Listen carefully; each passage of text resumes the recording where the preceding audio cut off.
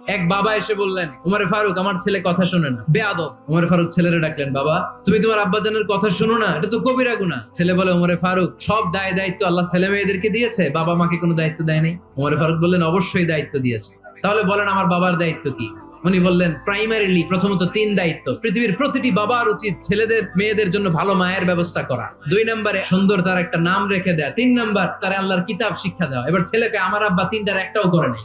এবার ওমরে ফারুক রেগে গেলেন, বাবার কাঁধে ধরলেন। ছেলে বলে, আমিরুল মুমিনিন, আমার মা নর্তকী, আমার মা মাজুসি, আমার মায়ের মধ্যে কোনো আদব কাদব নাই, সুন্দরী দেখে আমার মা রে বাবা বিয়ে করছে, আমার মায়ের কাছ থেকে জীবনে কিছু শিখি নাই। 2 নাম্বার সাম্মানি খানফাসা, আমার বাবা আমার নাম রেখেছে চামচিকা। ওয়ালাম ইউআল্লিমনি হারফাম মিন কিতাবিল্লাহ, আমিরুল মুমিনিন, শুধু তাই না আল্লাহর কোরআনের একটা অক্ষর আমার বাবা কোনোদিন আমারে শিক্ষা দেয় না। ওমর ফারুক রেগে গেলেন, এবার বাপের কান্দে দইরা মারতে শুরু করলেন। তুই পোলার